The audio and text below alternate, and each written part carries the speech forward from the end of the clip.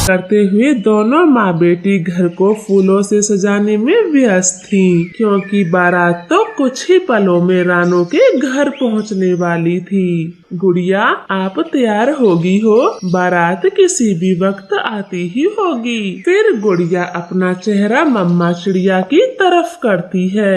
रानो तो अपनी बेटी को देखती ही रह जाती है, क्योंकि वो दुल्हन के रूप में बहुत सुंदर लग रही थी। मम्मा चिड़िया उसे अपनी आँख से नजर का टीका लगाती है। मेरी गुड़िया, ना जाने तो इतनी बड़ी क्यों हो गई जो आज मुझे अकेला छोड़कर जाने ही वाली है। अरे रानो बेटी, तू ये कैसी बातें करती है? तू भी तो मुझे छोड़कर आई थी। संसार की हर बेटी को अपना घर छोड़कर जाना ही होता है।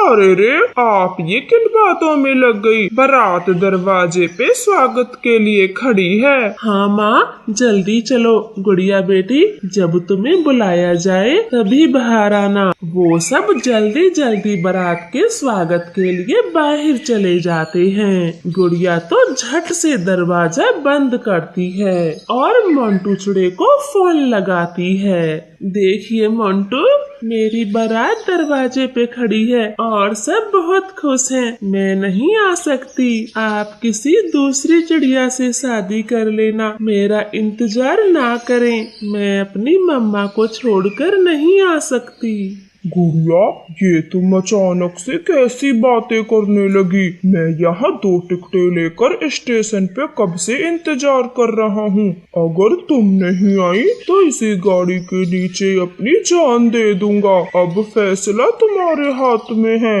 मैंने तो फैसला किया था मोंटू से ही शादी करने का। अब बाकी सबकी खुशियों के लिए मुकर नहीं सकती। मुझे जाना होगा। ऐसे फैसला कर गुड़िया खिड़की से भाग जाती है। वो जल्दी जल्दी स्टेशन पर पहुंच जाती है और ट्रेन के आते ही जंगल छोड़कर अपने प्रेमी के साथ भाग जाती है। उसे तो अपनी मम्मा के दुख का अंदाजा भी नहीं था। रानो चिड़िया तो बिल्कुल ही टूट चुकी थी। गुड़िया, आप कहाँ चली गईं? एक बार तो मेरी इज्जत के बारे में सोचा होता।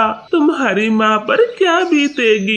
और मैंने तो गुड़िया से खुद पूछा था, आप ये शादी किसी जोर जबरदस्ती में तो नहीं कर रही? मैं पसंद तो हूँ। तब तो उसने हाँ कहा था। अब क्या मतलब इन सब बातों का? नाक तो वो हमारी भी कटा गई। सब मजाक उड़ाएंगे। इनकी बहू मंडप से भाग गई और अब आए हैं खाली डोली लेकर। ऐसे वो दोनों परिवार बहुत दुखी थे। तभी रानो का पड़ोसी कालू कौवा बोलता है, देखे बहन जी, अब रानो की नाक तो कट गई, लेकिन तुम्हारा कुछ नहीं बिगड़ा। मेरे दोस्त चिड़े की एक बेटी है जो शादी के लायक है, पर बेचारी थोड़ी काली है।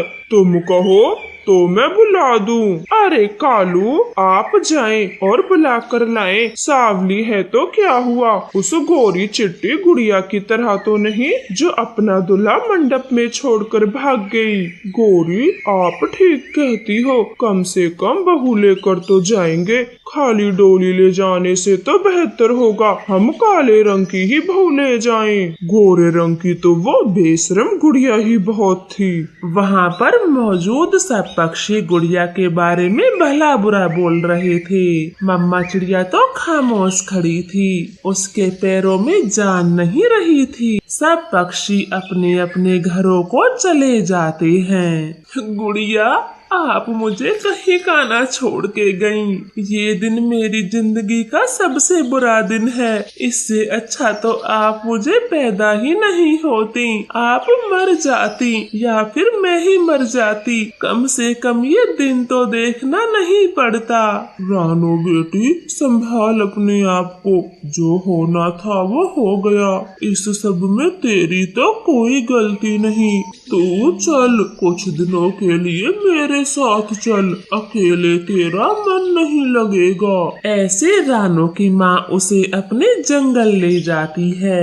इधर 2 दिन के सफर के बाद गुड़िया मोंटू चिड़े के घर पहुँच जाती है। गुड़िया, मेरा घर यही है, तुम्हें अच्छा तो लगा ना? घर तो घर होता है, फिर अच्छा लगने का क्या मतलब, बस घर में रहने वालों के बीच प्यार होना चाहिए। ऐसे बोलकर गुड़िया घोंसले में बैठी ही थी, तभी मोंटू की माँ घर के अंदर आ जाती है। मोंटू उसे गुड़िया के बारे में सब बता देता है। बेटे, बिरादरी क्या है इस चिड़िया की? मोंटू चिड़ा जैसे ही गुड़िया की बिरादरी बताता है, उसकी मम्मा तो आग बबूला हो जाती है। वो गुड़िया को भला बुरा बोलती है। तूने सोच भी कैसे लिया? मैं इस छोटी बिरादरी वाली को अपने घर की बहू बनाऊंगी, और तू अभी तक यहाँ रुकी है? चल मेरे घर से बाहर निकल। मोंटू चिड़ा तो खामोश था। उसकी मम्मा गुड़िया को बार बार बाहर निकलने का बोले जा रही थी। मोंटू, आप कुछ बोलते क्यों नहीं? हम तो शादी करने वाले हैं, अपनी मम्मा को बोले। हाँ, तो अभी तक शादी की तो नहीं है, करने वाले ही थे। अब मेरी मम्मा को तुम पसंद नहीं हो तो मैं क्या करूं? अब तुम अपने जंगल लौट जाओ। मोंटू, मैं तुम्हारे लिए अपनी शादी छोड़कर आई और तुम मुझे अपने घर से भगा रहे हो। मैं कहाँ जाऊंगी? मेरी बला से तो कहीं भी जाओ, लेकिन मेरा पीछा छोड़ दो। चली जाओ मेरे घर से। गुड़िया तो जीते जी मर जाती है। वो उसे घर से बाहर भी कर देते हैं। वो घंटों स्टेशन पर अकेली खामोश बैठी थी और हार कर अपने जंगल जाने वाली ट्रेन में ही बैठ जाती है और अपने घर आ जाती है। गुड़िया, अब क्यों लौट कर आई हो? जाते जाते मुझे थोड़ा जहर क्यों नहीं दे गई, जो इतनी बदनामी के बाद मैं तुझे जिंदा ही न मिलती। चली जाओ यहाँ से। माँ, मुझे माफ कर दो, मुझसे बहुत बड़ी गलती हो गई।